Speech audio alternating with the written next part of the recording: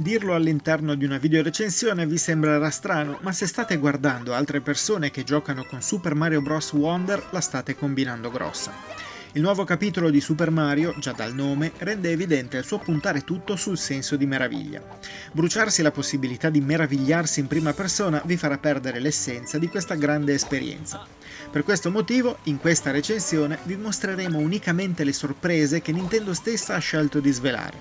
Non troverete spoiler, ma solo sensazioni e motivi per cui abbiamo amato questa nuova uscita creata da Nintendo. Prima di continuare, se vi piacciono i nostri video, vi ricordiamo di iscrivervi al canale e di attivare la campanella per essere sempre aggiornati sui nostri contenuti.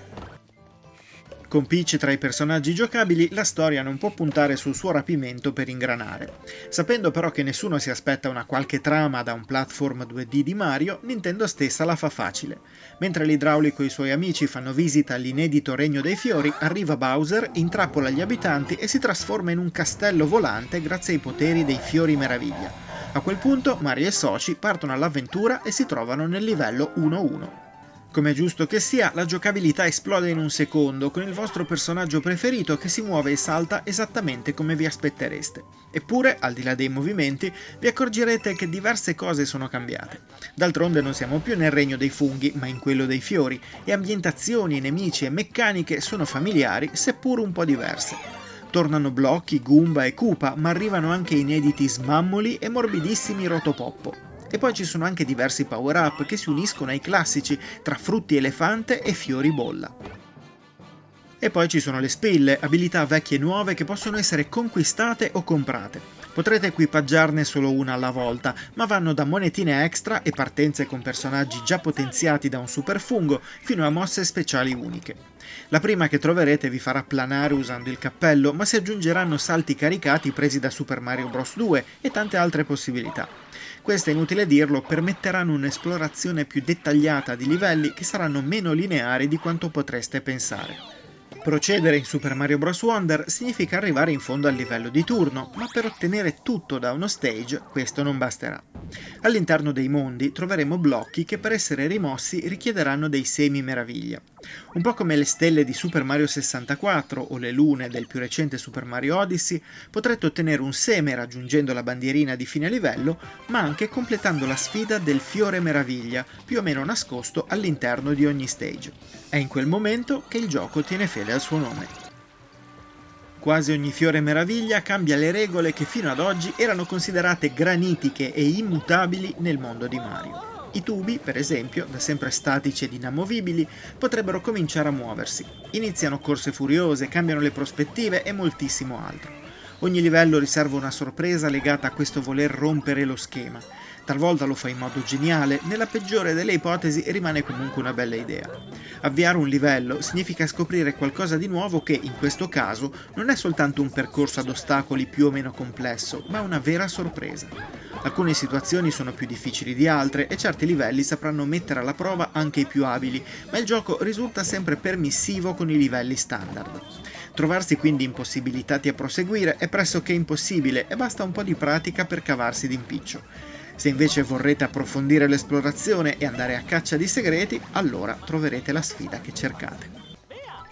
E poi c'è il multigiocatore, mai così sviluppato all'interno di un platform di Mario. Intanto potrete giocare in un massimo di 4 giocatori in locale, saltando e provando ad arrivare a fine livello tutti insieme. Eliminata la possibilità di scontrarsi con gli altri, causando anche frustrazioni poco divertenti, ci saranno anche aiuti di vario genere. Si va dalle bolle che permettono di ritornare in gioco senza intaccare la propria scorta di vite extra, fino alla possibilità di salire in sella ad uno Yoshi, anch'esso guidato da un altro giocatore.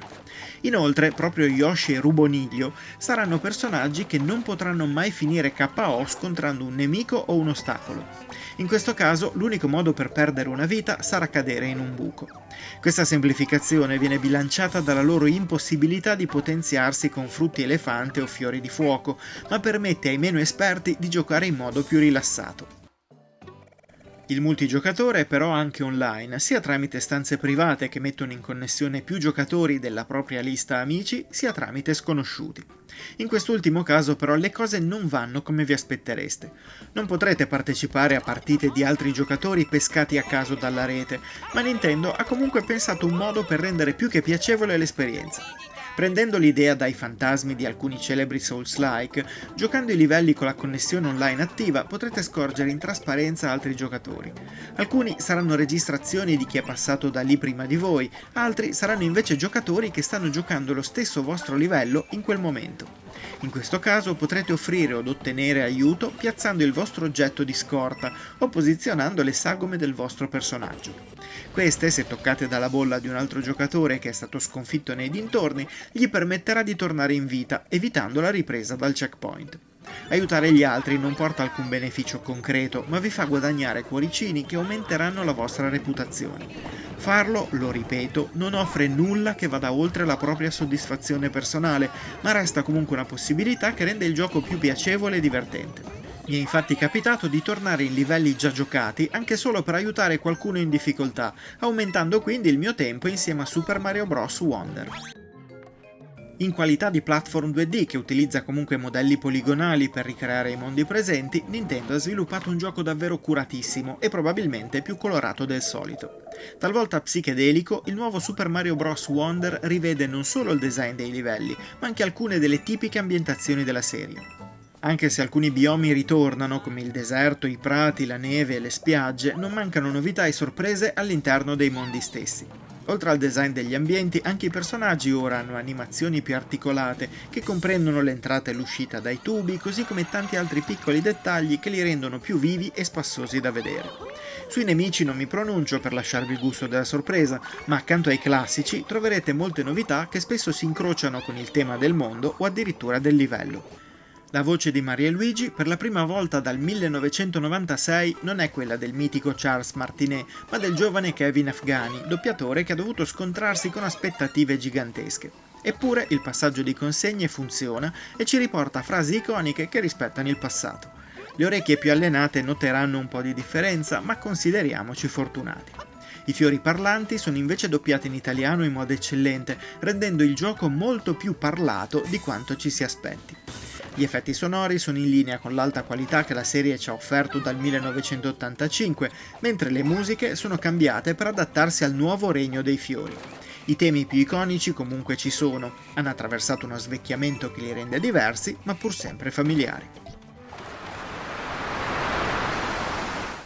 Super Mario Bros. Wonder è un platform 2D che non rivoluziona il concetto del genere, ma arricchisce il panorama della serie Nintendo. Si corre, si salta e si agisce bene o male come si faceva in altri giochi di Mario, ma qui si gioca la carta della sorpresa continua.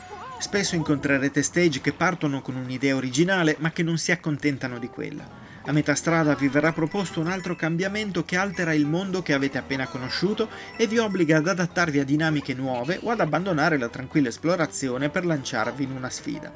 Progettare saltuariamente situazioni del genere è complicato, farlo praticamente ad ogni livello è questione di talento puro. Se quindi non riscrive le regole del platform, propone tali e tante modifiche e sorprese che nessun possessore di Nintendo Switch dovrebbe farselo scappare. Se avete comprato questa console, lo avete fatto per giochi come questo. Che siate adulti o giovanissimi videogiocatori, il tempo passato con Super Mario Bros. Wonder sarà ben speso. Grazie Mario, grazie Nintendo, ancora una volta. Ottima tecnica! Certo.